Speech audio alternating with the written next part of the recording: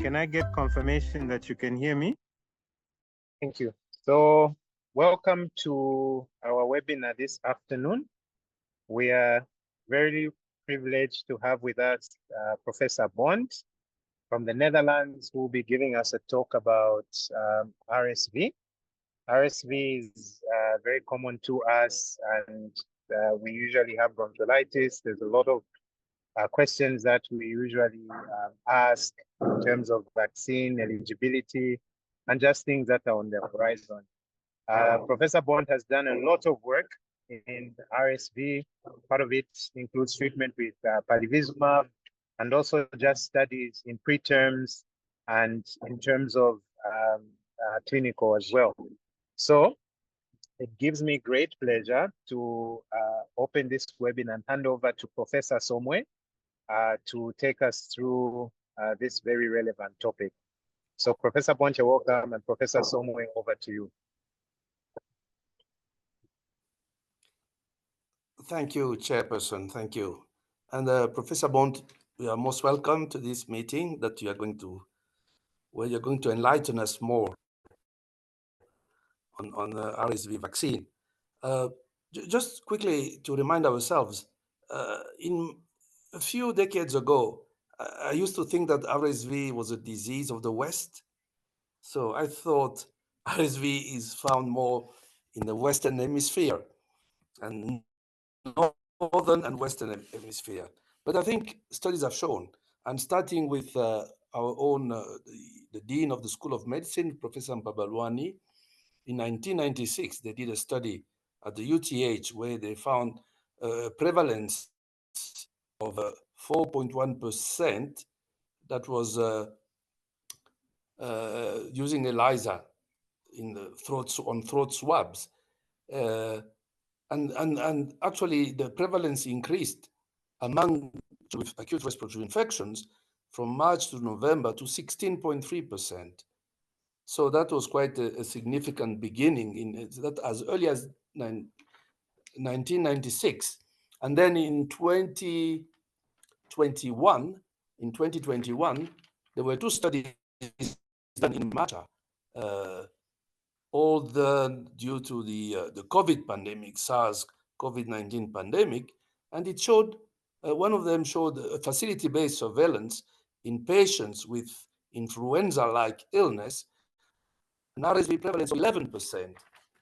And the other study showed actually a prevalence rate of 18.7% still in Malta. So you can see that it's not that uncommon.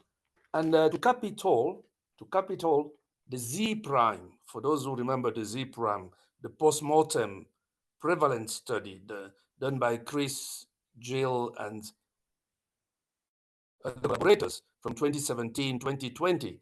That was a 3-year post-mortem prevalence study of RSV as a cause of morbidity and mortality in infants who were brought in dead.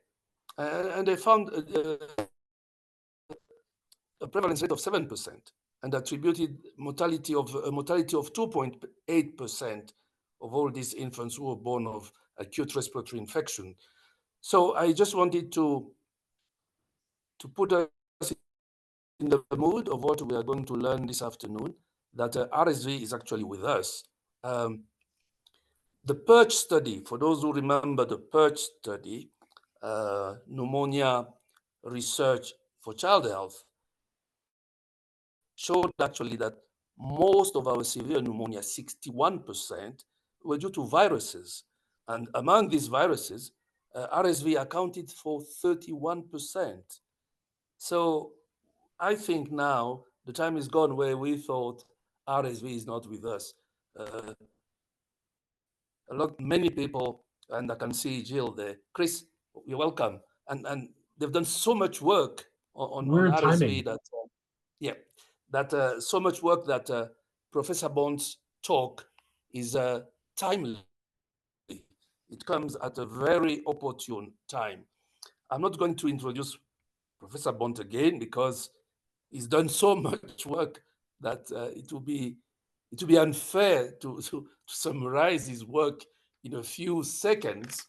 But let me just say that Professor Bont is currently the head of department of the Willemijn Children's Hospital, University Medical Center at Utrecht in the Netherlands.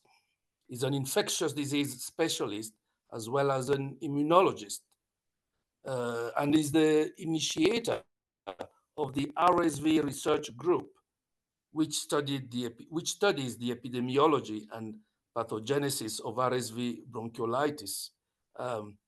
I use a lot of vitamin D in my patients with rickets, but it's actually demonstrated the protective role of vitamin D in the prevention of bronchiolitis. He's done many trials on RSV therapeutics. So I'm not going to preempt anything. I will open the floor and invite Professor Bont to deliver his talk. Thank you. Professor Bont, it's up to you. Thank you very much, Professor Somway. It's a big honor to talk to you today about RSV, and it's also good to see my good friend Chris, whom I invited 20 minutes ago.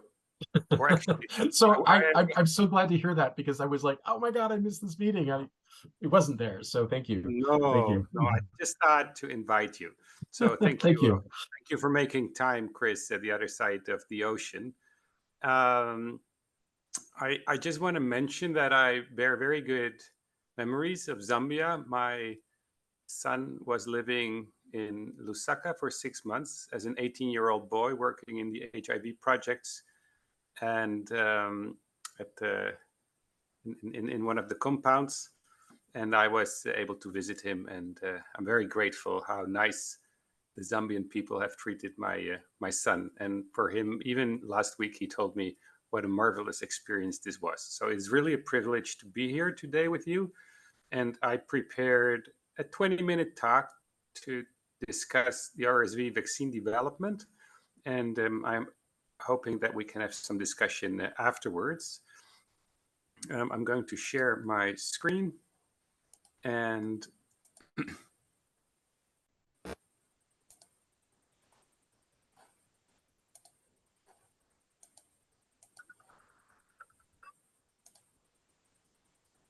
can somebody make a sound that you can actually see my opening slide?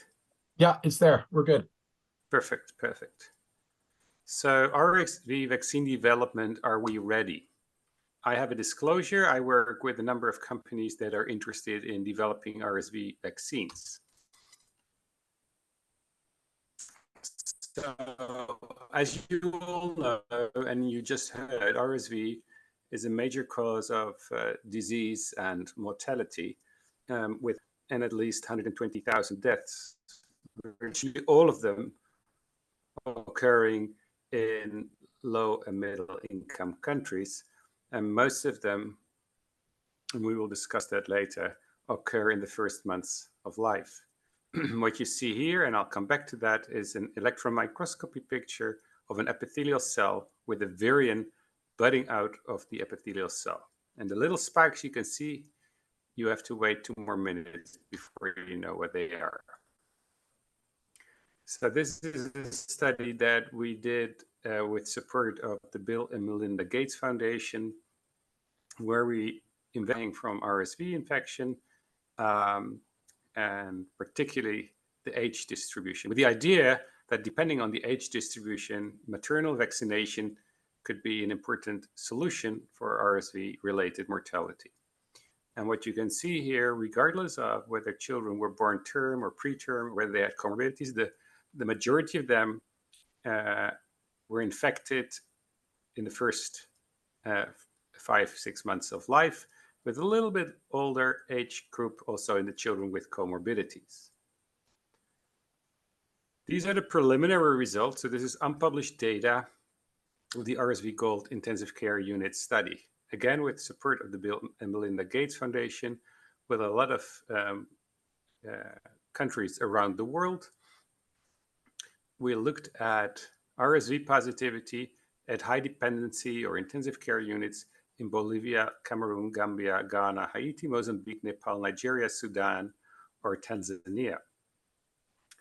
And you can see that the recruitment rate in this study was quite variable, but what was not variable was the positivity rate. About 30% of all children in the first 2 years of life admitted to these wards to basically survive infection were RSV positive. And I can tell you, I didn't bring a slide, that at the peak of the season, almost 100% of all children were RSV positive. And probably you'll recognize this, that this is very, very common cause of life-threatening respiratory infection in children in the first 2 years of life. So where do children die? In the past, we used to think that children die in the hospitals because this is where the data is coming from. But obviously, this is not true.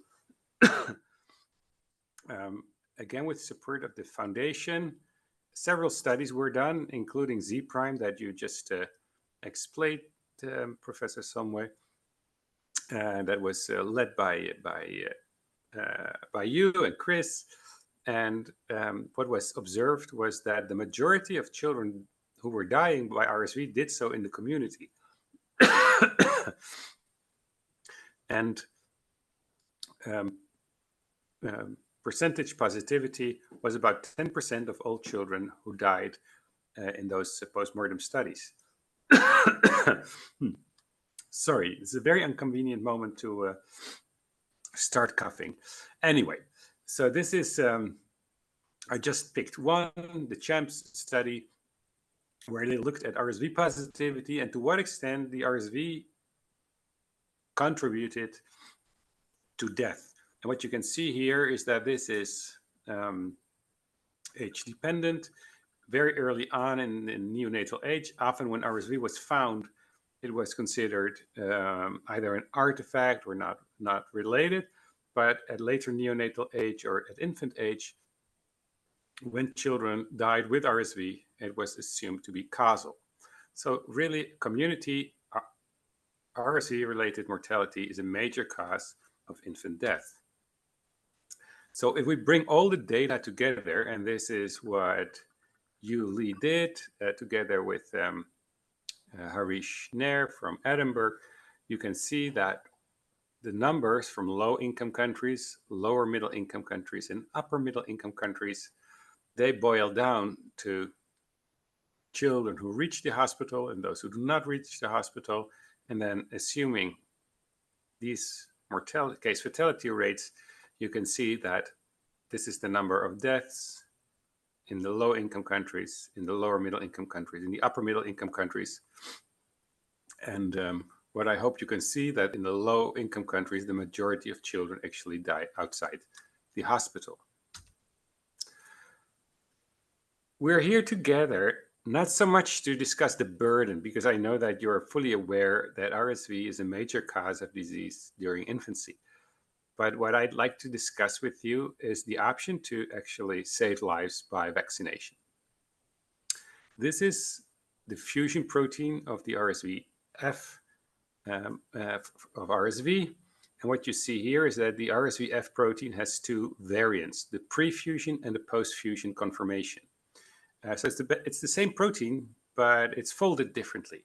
And in the pre-fusion state, at the outside of the protein, so there's really looking outside the cell, there is site 0 that you can see here, and site 0 induces highly neutralizing antibodies. So why doesn't this occur in routine simple infection? Is because the pre-fusion RSV-F protein is metastable. It only exists for a fraction of a second, so the immune system doesn't make immunity against the pre-fusion F protein because it only exists so shortly. So all the immunity that we build is against the post-fusion RSV-F protein, and immunity against those epitopes that you see here at the right side of this cartoon are much less neutralizing, or sometimes even sterically hindering.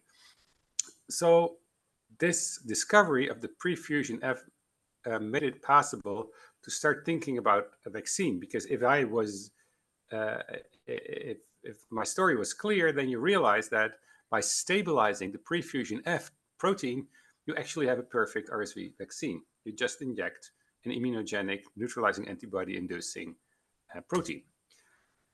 So what are the current vaccines in development? So this is a busy cartoon, but that is because it is a busy time in the RSV vaccine space. There is the subunit vaccine. So basically that is just a protein that you inject, as I've just shown you. Probably this is the most important piece of the vaccine development part. Then there is the immunoprophylaxis part that I will also discuss later. Antibodies that prevent severe RSV infection. There is vector-based vaccines, chimeric vaccines, live attenuated vaccines, and particle-based vaccines. And all of them are in clinical development, as you can see here. Again, live attenuated, subunit, mRNA-based vaccine, recombinant, immunoprophylaxis. Feel free to, I can share my presentation if you feel this is in any interest, but phase 1, phase 2, phase 3, and market approved. And what you can see here is that virtually all of these vaccine types are either in phase 2 or in phase 3 or sometimes even market approved. So the subunit vaccine as well as the antibody is now market approved. So why do we need a maternal vaccine? I wanted to explain to you why this is. What you see here, this is a cartoon made by Nienke for her thesis some years ago, is that if you are born here, if you consider this as the time of birth, and you look at the antibody levels without maternal vaccination, you see that the antibodies transfer the placenta. The child is basically loaded with antibodies. And then for some time, the baby is protected, but quite soon afterwards, the child is susceptible to infection. But the child doesn't have a strong immune system, and it takes a little bit of time before the child starts to make his own immunity, and pediatric vaccination can be started to protect the child. But it leaves a vulnerable period here that the child is unprotected. And by immunizing the mother, the child is born with more antibodies, so it takes longer for the child to become susceptible, and the period of susceptibility is much shortened. So this is why maternal vaccination is a solution to prevent severe infection in the first months of life. So Beate Kampmann did a trial with 7,000 infants, either born after maternal vaccination with the pre-F protein or placebo. And this looks like a busy slide. What you can see here is that in the vaccinated group, there were 2 + 3 children who died. But in the placebo group, 6 + 5 + 1 child died. So there's really more than double the number of children dying. I'm not sure that this is really a signal of prevention of mortality, but at least it's going in the right direction. It's quite important, as you will see later in my presentation. So if you look at the background of the trial participants, then you can see that there was good diversity, and it was a global trial. And what you can see here is that the antibodies were present for about 6 months before they started to be below what we consider the threshold of protection. And this was reached much earlier for the placebo arm, as you would expect. So what is the efficacy? Quite an important slide probably of my presentation. If we consider medically attended severe RSV LRTI or medically attended RSV LRTI, you can see for the more severe forms of infection, and this is, I think, what you're all interested in, you can see more than 80% efficacy for the first 3 months of life, and still 70% efficacy for the first 6 months of life. So really very impressive protection. So how does it work for hospitalization beyond 6 months? That's a different story. If we look at the number of cases in the vaccinated and the placebo group, you can actually see that there is no protection, at least not in this trial, beyond 6 months. So what about safety? And now it's very important that you realize that I switched to another similar, but another maternal vaccine that was halted, it was paused, it was stopped because of a safety signal. In this trial, prematurity was observed more frequently in the vaccinated group versus the placebo group. There was a relative risk of 1.38 and a statistically significant confidence interval. When we look at severe prematurity resulting in death, then we see that 7 of the vaccinated children died and none of the placebo arms. So this is a different vaccine. The vaccine is no longer in development for pregnant women. But what happened with the safety of the trial that I just showed you previously? So maternal deaths, none. Fetal demise, very similar. Infant death, as I showed you in the placebo arm, there were more deaths than in the vaccinated group. So this is all going well, very different from the GSK trial that I just showed you. However, when we look at the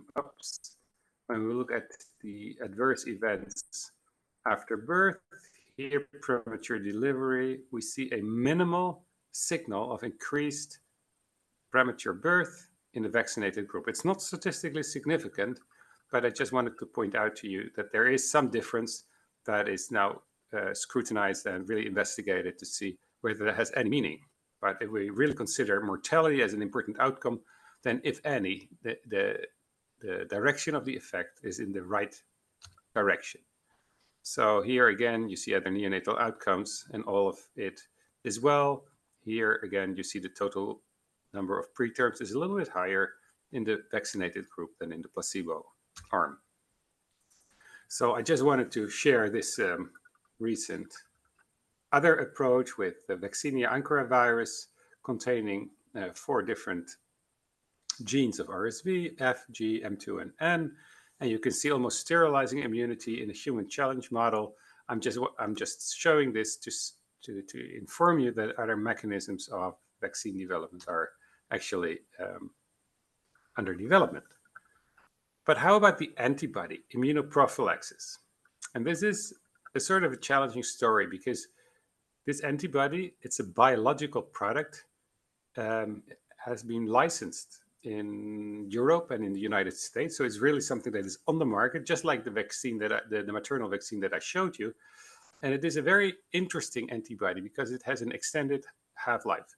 The half-life is about 100 days because of a change, a genetic mutation, a YTE change. 3 amino acids have been changed in the Fc tail of the antibody that increases the half-life because it binds to the FcRn receptor, the neonatal Fc receptor, and it is repurposed basically antibody. And that means that the child is only injected once at birth or at the start of the season and is protected throughout the first RSV season of life. So it's really a very elegant way of protection. And here you see the efficacy in healthy term infants. So really the normal children, there is almost an 80% protection against severe RSV LRTI, quite similar to the maternal vaccine or even a little bit more efficacious. The obvious disadvantage is that biologicals are expensive, and this biological will not be made available so far for low and middle income countries. A very similar antibody, also an extended half-life antibody, also directed against site 0 that I showed you previously, is developed by the Gates Medical Research Institute, so sort of a spin-off company of the Gates Foundation. So we're very hopeful that this may reach low and middle income countries. So I've showed you this. This is what we're hoping for. Things are going very fast.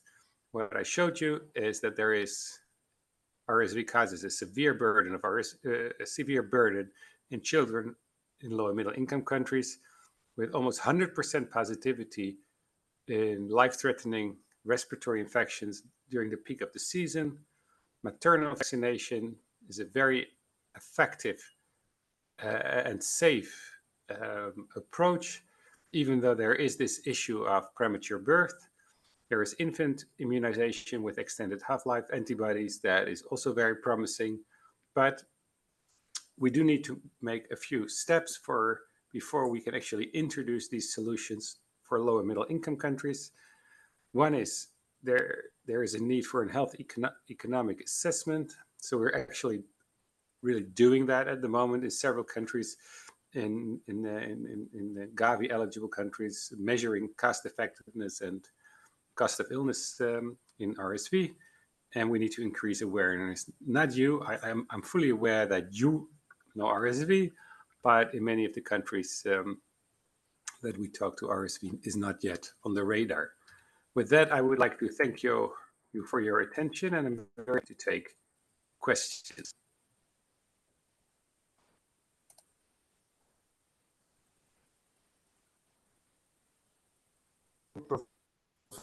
Professor, very clear and succinct presentation.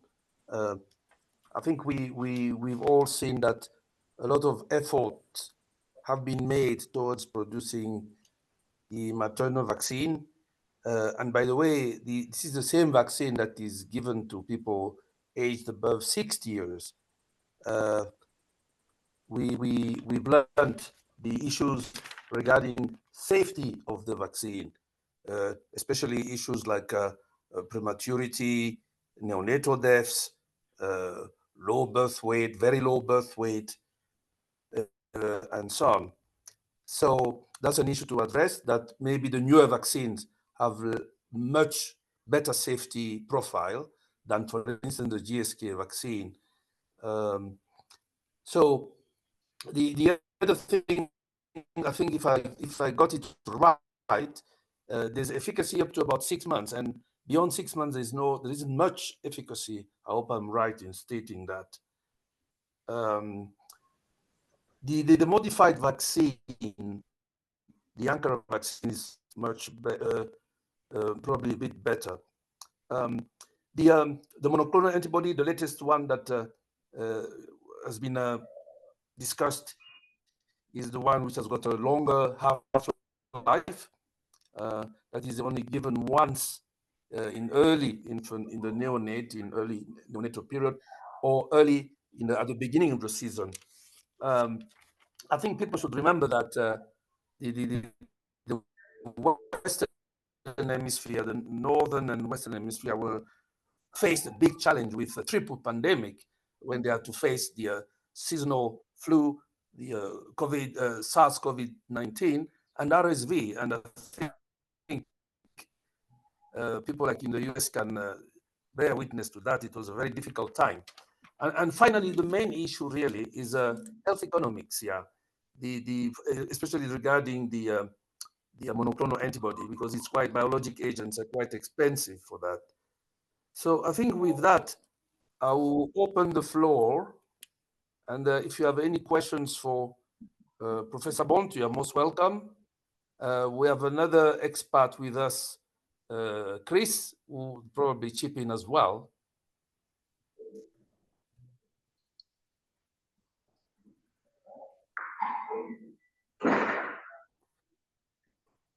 As we are waiting to get questions, Chris, do you have any comments? Well, I guess, I am always puzzled by this safety signal that emerged with the GSK vaccine. And, obviously, it's, in a sense, it's a moot point, because GSK has suspended development of the vaccine. And so they made a decision, and, that vaccine is no longer going to be available. But the vaccine fundamentally is the same strategy as used for the Pfizer vaccine, where the signal may have existed, but it was not statistically significant. But in both cases, I struggle to understand the putative mechanism by which this might have happened. And I'm also, particularly the GSK signal, puzzled by the nature of the signal, and also the fact that it seemed to be geographically limited to some parts, some sites of the trial network and not others. So I suppose I would love to hear Louis's thoughts, kind of like trying to dig into that and what you really think is going on here, or is this, is this another example of noise? And I'll further comment that, like many years ago, when I was in my vaccine development era, working on the meningitis vaccine project at Novartis, we saw this curious cluster of Kawasaki's diseases that all occurred in the vaccine arm, and none of them occurred in the control arm. And this caused tremendous consternation within the company and led to all sorts of interventions. But all of the events were coming from one site, and they all occurred in a cluster in time, which made us think that there could be some ascertainment bias, because you see one case of Kawasaki's disease, now you're going to see many cases. And also Kawasaki's disease can be caused by viruses. And so maybe there was an outbreak of something. And it was the 3-to-1 randomization of our vaccine versus the control vaccine. So the fact that they all clustered in the vaccine arm is because there was a 3-to-1 ratio of vaccinees in all likelihood. And post-licensure, we continued to monitor that, and the signal vanished. We never saw it again. And so I guess our first inclination was that this was just bad luck with small numbers bouncing around, was probably correct. So, I'm really curious what you think about this, Louis. Right. So thank you for making my life difficult, Chris, as always. My pleasure. So I think we need to distinguish both vaccines. The GSK vaccine had a strong signal that may still be noise.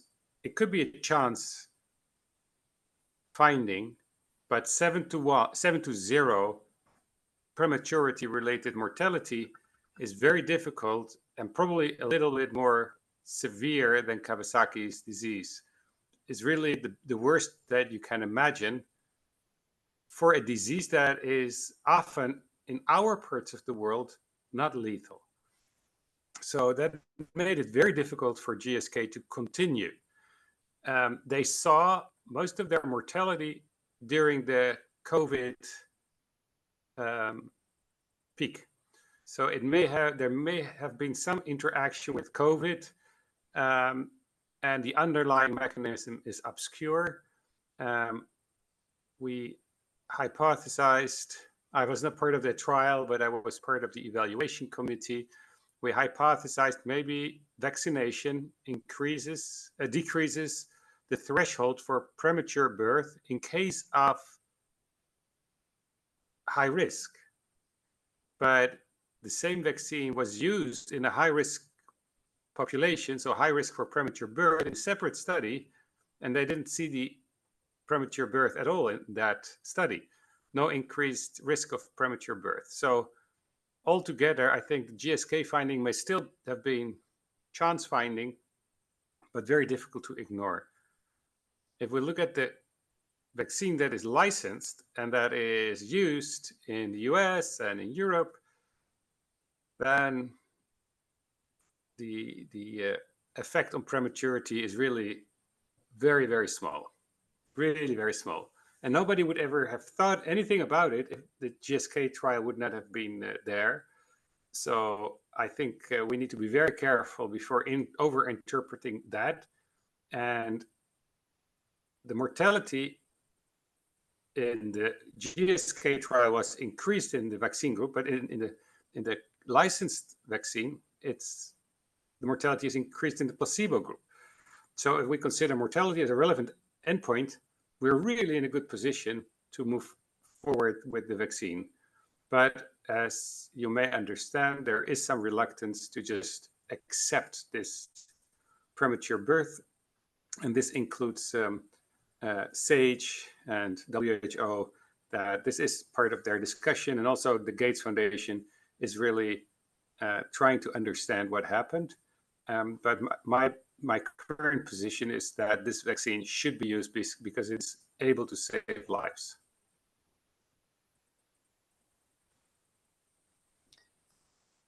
Thank you. Thank you, Professor. Before I give the floor to Dr. Bobo, can I just read one question from Dubiwe Ngoma? Dubiwe Ngoma is asking, I'm not sure which study she's to, but she says, first, did the neonates that died have other comorbidities? And then we can Yeah, so I don't know the take notes answer. of that, I read and then we can ask Dr. Bobo to ask her. Yeah, I apologize, but I don't know the answer to that question. So the company has not revealed a lot of data on both either the cause of prematurity or the cause of death. So we think that these children died from prematurity because there is such a strong association. So I don't think that other comorbidities than prematurity are important, but we don't even know whether these are premature births related to, for example, C-section because of intrauterine growth retardation. There's really lack of information on this on this finding. Apologies. Thank you, Prof. Dr. Bobo. Okay. Thank you very much for the very informative presentation. I have just 3 questions. The first one I wanted to ask is about the preferred vaccine in the age group.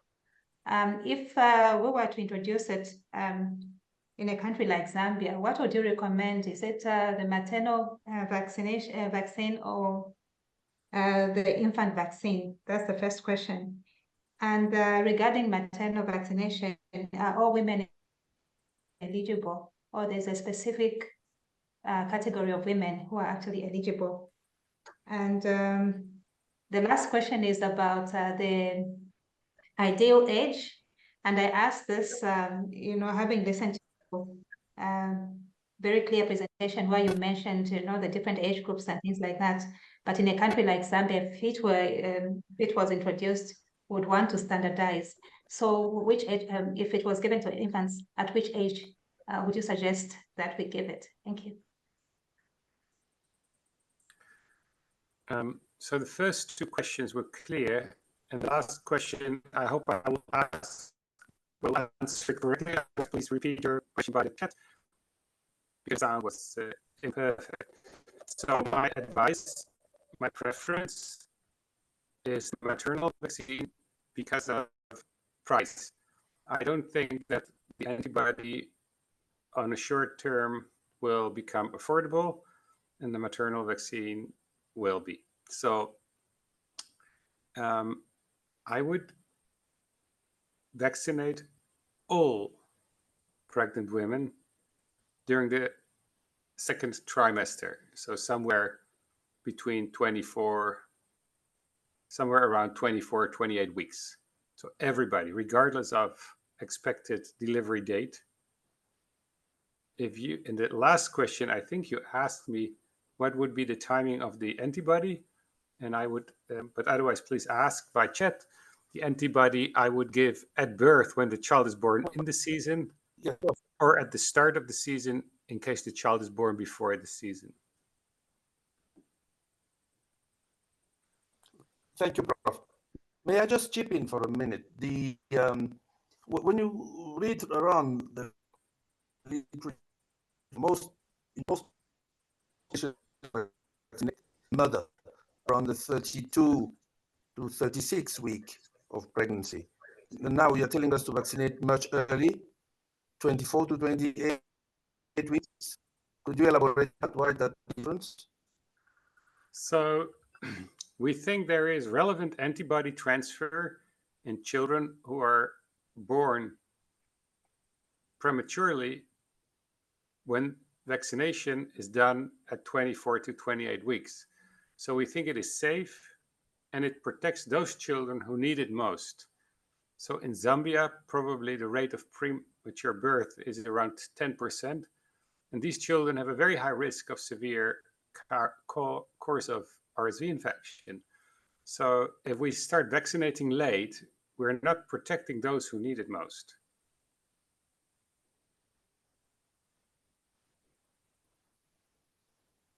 Okay, Prof. What are your thoughts? Should we consider the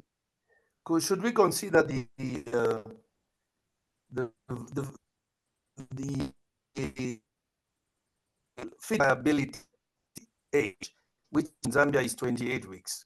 Does that play a role in making a decision?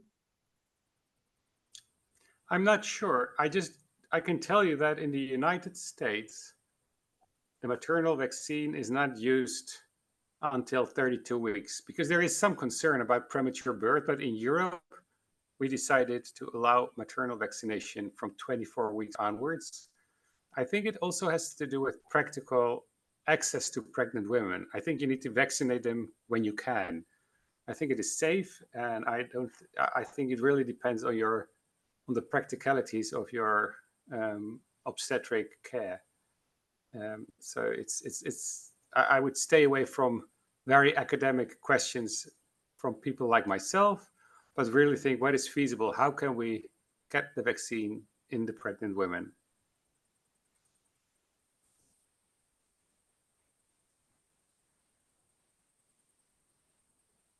Thank you, Prof. Are there any questions? We are waiting for questions. Any clarification? Prof, the wheel is turning. The vaccine is coming sooner or later because all these studies that have shown that RSV is here to stay, and it does cause severe morbidity and as well as mortality. Do we have any questions from the audience?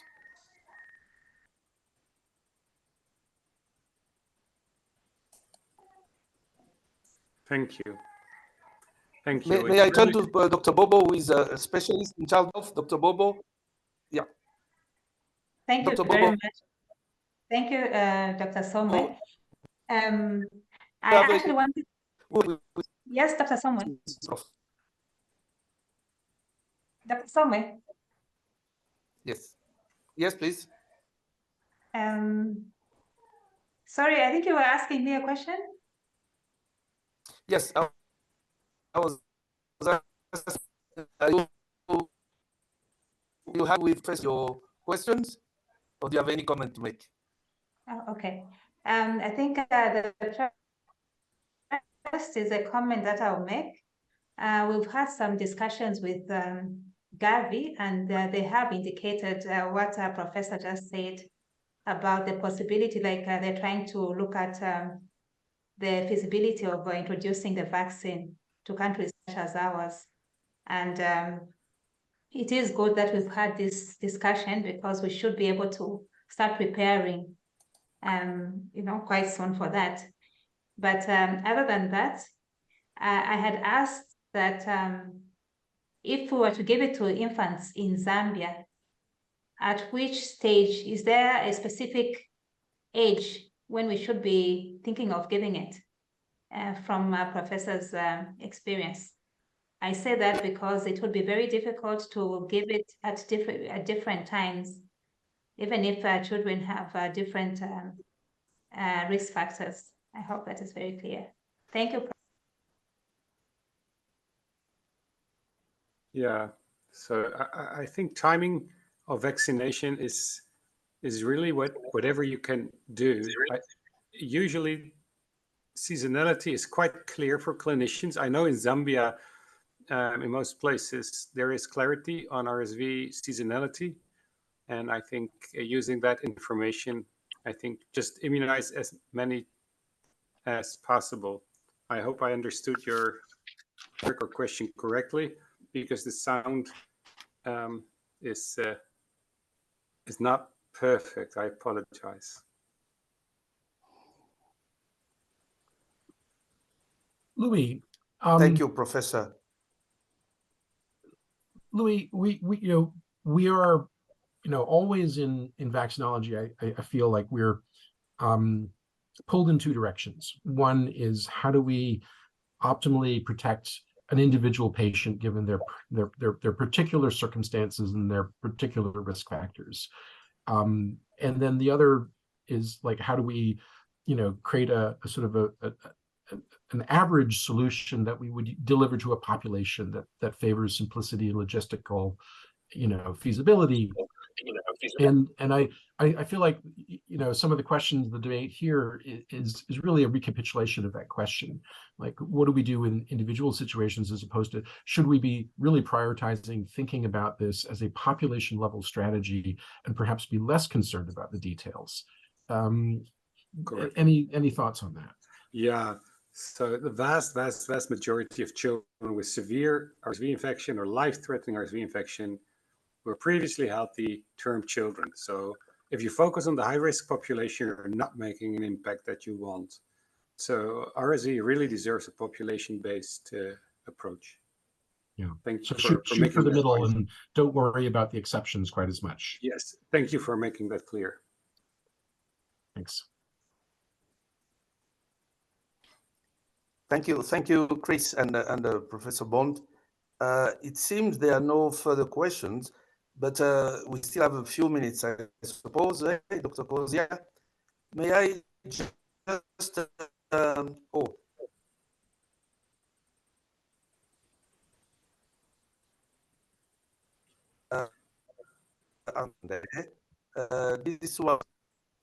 this one is from Dr. Nawa Kalima. Dr. Nawa is asking, how for children with congenital heart disease? These are high-risk patients for RSV infections. So is the vaccine safe for children with congenital heart disease? Right. Thank you for asking that. So the vaccine is safe and efficacious for children with congenital heart disease. A randomized controlled trial specifically focusing on this high-risk population has been performed. And it's not a trivial question because long time ago, using polyclonal antibodies, there was some sort of safety signal for the heart disease babies. But nirsevimab and clesrovimab, these infant immunizations are completely safe and efficacious. So yes, I really think that the biggest challenge is affordability. They are expensive. I'm curious about when exactly we see a peak of RSV in Zambia, since our seasons are different from the countries with the 4 seasons. We have 8 years of data on that, Louis. Yeah, but this is a question by Dr. Lusungu Muchulenganga.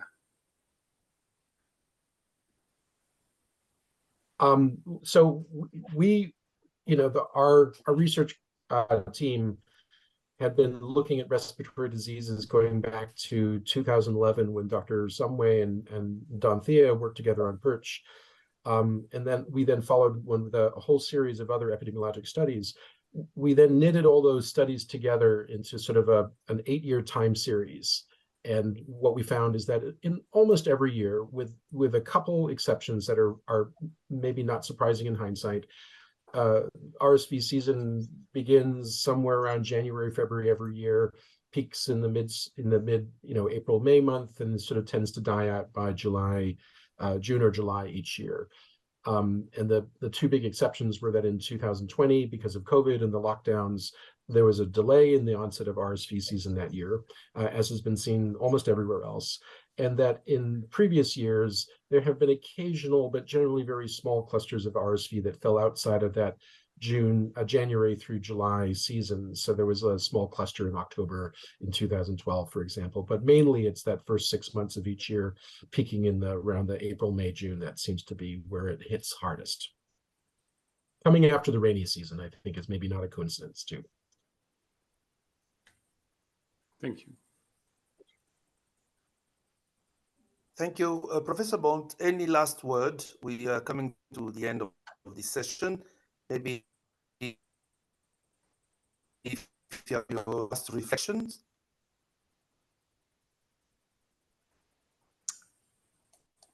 I'm just very happy that I could be here. Thank you all for attending, and please reach out to me if you are interested in receiving the slides, you're very welcome to use them. I hope to see you all somewhere soon. Thank you. Thanks, Louis. Talk to you soon. Thank you. Thank you, Professor Somwe. Thank you so much Before for being here. May I just say, thank you. May I just state one of my own reflection?